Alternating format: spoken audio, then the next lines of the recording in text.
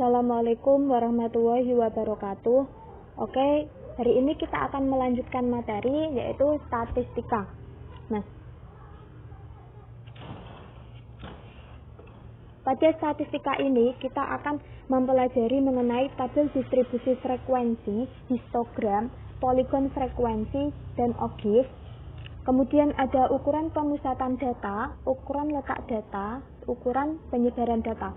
Oke, yang pertama ada tabel distribusi frekuensi. Oke, pada tabel distribusi frekuensi ini ada dua tipe, yaitu distribusi frekuensi tunggal dan kelompok. Nah, distribusi frekuensi tunggal merupakan distribusi frekuensi yang hanya memiliki satu nilai di setiap kelasnya. Penggunaannya lebih sesuai jika diterapkan pada data yang tidak memiliki angka yang bervariasi atau diskrit. Untuk setiap interval kelas itu hanya dibentuk oleh satu nilai dalam suatu kelas. Nah, ini ada sebuah data percobaan melempar dadu sebanyak 30 kali. Diperoleh datanya yaitu 2, 6, 3, 3, 5, 6, 4, 2, 4, 3, 5, 3, 2, 1, 4, 1, 3, 5, 3, 4, 4, 6, 4, 3, dan 2, 5, 1, 1, 3, 2. Kita dari data pelemparan dadu sebanyak 30 kali, kita akan membuat tabel distribusi frekuensi yang tunggal. Caranya bagaimana? Yang pertama, kita harus mengurutkan nilai atau data dari yang terendah hingga tertinggi. Setelah kita mengurutkan, kita nanti akan menghitung frekuensi pada masing-masing kelas. Oke, yang pertama data terkecil kita lihat adalah data 1, angka 1, nilai 1 ini. Maka kita hitung satunya ada berapa? 1, 2, 3, 4. Satunya ada 4. Ini angka 1, frekuensinya sebanyak 4. Kemudian 2, frekuensinya sebanyak 5. 3, frekuensi 8. 4, frekuensinya 6. 5, frekuensinya 4. 6, frekuensinya 3. Oh iya, jangan lupa kita kalau membuat tabel distribusi frekuensi tunggal, kita harus membuat tali atau tulisnya. Oke, next. Selanjutnya yaitu tabel distribusi frekuensi berkelompok. Nah, distribusi berkelompok adalah distribusi frekuensi dengan interval nilai yang beragam atau kontinu, sehingga nilai-nilai tersebut perlu dikelompokkan berdasarkan karakteristik intervalnya. Ini ada sebuah data dari pengukuran tinggi badan 40 siswa kelas 12 IPS. Nah, diperoleh datanya yaitu 141, 143, 155, dan seterusnya. Ini datanya. Data ini kita akan membuat tabel distribusi frekuensi. Nah, sebelum kita membuat tabel distribusi frekuensi, ada beberapa istilah yang perlu kalian pahami dalam distribusi frekuensi berkelompok ini.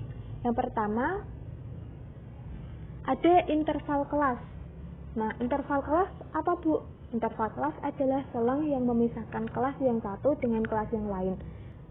Kita bisa menentukan interval kelas atau menentukan banyaknya kelas dengan menggunakan aturan Sturges, yaitu K atau banyaknya kelas sama dengan 1 dijumlahkan dengan 3,3 log N. N-nya itu ukuran data atau banyaknya data. Oke, yang kedua yaitu batas kelas. Batas kelas adalah nilai-nilai yang membatasi kelas yang satu dengan kelas yang lainnya. Nah, pada tabel ini, perhatikan tabel ini. Angka 141 dan 145 itu disebut batas kelas pertama. Kemudian pada tabel yang angkanya 141, 146, 151, 156, 161, 166 ini disebut dengan batas bawah kelas. Batas bawah kelas apa, Bu? Nah, Batas bawah kelas itu nilai terkecil yang berada pada setiap kelasnya. Kemudian untuk yang nilai 145, 150, 155, 160, 165, 170 ini disebut dengan batas atas kelas, yaitu kebalikan dengan batas bawah. Maka batas atas adalah nilai yang paling terbesar yang berada pada setiap kelasnya. Setelah kita menentukan batas kelas, kemudian kita bisa memahami tepi kelas atau batas nyata kelas. Batas kelas yang tidak memiliki lubang untuk angka tertentu antara kelas yang satu dengan kelas yang lain. Nah, pada tepi kelas ini ada dua tipe, yaitu tipe bawah dan tipe atas.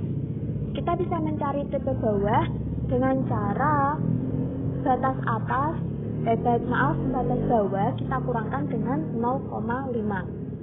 Kemudian kita bisa mencari tepi atas dengan cara batas atas dijumlahkan dengan 0,5. Selanjutnya yaitu panjang kelas. Panjang kelas adalah tepi atas dikurangi dengan tepi bawah suatu kelas. Nih ya. Setelah itu ada titik tengah. Titik tengah adalah angka atau nilai yang terdapat di tengah-tengah kelas. Kita dapat mencari titik tengah dengan cara yaitu batas bawah dijumlahkan batas atas dibagi 2. Membuat daftar distribusi frekuensi berkelompok. Yang pertama, kita harus menentukan jangkauannya terlebih dahulu. Bagaimana caranya? Nah, jangkauan sama dengan statistik maksimum kita kurangi dengan statistik minimum, atau bisa dirumuskan dengan ini ya, J itu jangkauan, X maksimum dikurangi dengan X minimum. Yang kedua, kita harus menentukan banyaknya kelas yang diperlukan. Untuk menentukan banyaknya kelas, biasanya kita bisa menggunakan aturan Sturges, yaitu K sama dengan 1 dijumlahkan dengan 3,3 log N, dengan N itu ukuran data atau banyaknya data. Kemudian yang ketiga, kita menentukan panjang interval kelas, atau biasa kita lambangkan dengan P ya, panjang interval kelas. Ini panjang interval kelas sama dengan jangkauan dibagi dengan banyaknya kelas. Selanjutnya, menentukan batas bawah kelas. Pilihlah batas bawah kelas pertama dengan mengambil datum terkecil atau bilangan lain yang lebih kecil daripada datum terkecil, tetapi selisihnya dengan datum terkecil kurang dari panjang kelas. Yang terakhir, kita menentukan frekuensi masing-masing kelas. Nah, tentukan frekuensi masing-masing kelas dengan sistem turus atau tali. Dihitung satu persatu, seperti tadi ya, yang kita membuat tabel distribusi frekuensi yang tunggal tadi. Itu kan ada turus dan atau tali itu ya. Masukkan hasilnya dalam sebuah daftar sehingga tersusunlah suatu daftar distribusi frekuensi berkelompok. Oke, untuk yang nomor 3, ada data berat badan 40 siswa sebagai berikut ini ya. Berat badan mulai dari 41 sampai 43, frekuensinya 4, terus 44 sampai 46 itu frekuensinya ada 6, 47 sampai 49 frekuensinya ada 9, dan seterusnya ya. Kemudian yang ditanyakan yang A itu banyaknya kelas. Sini ya. Banyaknya kelas. Banyak kelas kita bisa mencarinya dengan menggunakan aturan Sturges yang pertama, yaitu K sama dengan 1 plus 3,3 log N sama dengan N itu banyaknya data ya. Maka 1 plus 3,3 log N, N-nya 40 karena ada 40 siswa ya, 40, maka 1 plus 3,3 log 40 hasilnya 6,28. Kalian bisa menghitung 3,3 log 40 ini secara manual atau menggunakan kalkulator. Kalau diperbolehkan menggunakan kalkulator ya bisa menggunakan kalkulator ya untuk mempercepat. Hasilnya 6,28. Kita bulatkan ini menjadi 6. Kemudian yang B ditanyakan batas bawah kelas kelima. Nah, diingat-ingat pembahasan video tadi ya yang sudah Ibu jelaskan. Nah, misalkan ini 41 sampai 43 itu merupakan batas pertama, batas kelas pertama. Kemudian 44 sampai 46 itu batas kelas kedua. 47 sampai 49 itu batas kelas ketiga. 50 sampai 52 itu batas kelas keempat. 53 sampai 55 itu batas ke 5. Nah, tadi yang ditanyakan itu kan batas bawah kelas kelima. Ini merupakan batas kelas kelima. Untuk mencari batas bawah kelasnya itu yang ini 53. Kemudian batas atasnya yang mana, Bu? Yang ini. Nah, yang C itu ditanyakan batas atas kelas yang B ya, yang B batas bawah kelas kelima, yaitu 53. Sudah ketemu. Kemudian yang C ditanyakan batas atas kelas ke-6. Nah, ini kan tadi batas kelas 1, batas kelas 2, batas kelas 3, ke-4, ke-5, ke-6. Ini yang ke-6. Nah, yang ditanyakan itu batas atasnya, berarti yang ini 58. Kemudian yang D ditanyakan tepi bawah kelas ketiga. Kita lihat kelas ketiga 1, 2, 3 ini ya. Batas tepi bawah kelas ketiga.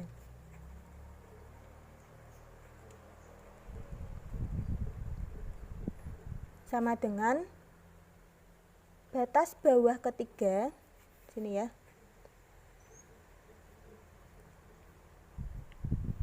Batas bawah ketiga dikurangi dengan 0,5. Oke, sama dengan batas bawah ketiga. Kita lihat terlebih dahulu. 47 dikurangi dengan 0,5.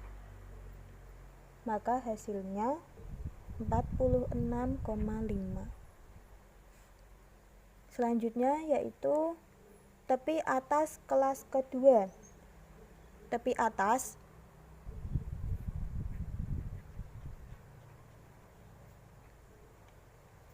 kelas kedua sama dengan berarti batas atas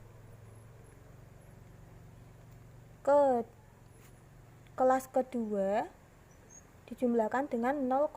Nah, batas atas kelas kedua kita lihat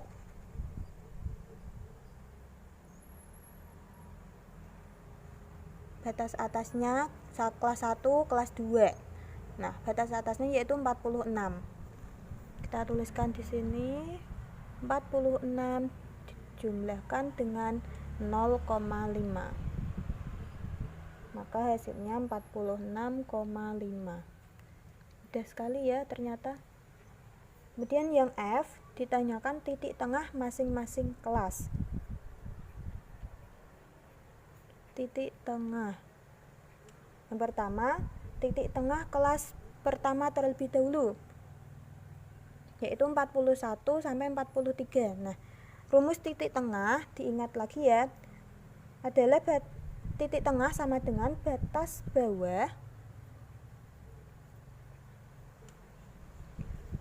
dijumlahkan dengan batas atas dibagi 2. Nah, yang ditanyakan yang F itu kan titik tengah masing-masing kelas. Jadi kelasnya kalau ada 6, kita cari 6. Nah, pertama kita mencari yang kelas pertama terlebih dahulu, yaitu kelas pertama berapa? 41 sampai 43. Maka ini untuk kelas yang pertama ya. 41 dijumlahkan dengan 43 3 dibagi 2, hasilnya 42. Kemudian 44 tambah 46 dibagi 2, hasilnya 45, dan seterusnya sampai gitu ya. Caranya sama sampai silahkan dilanjutkan sampai kelas ke-6 nanti.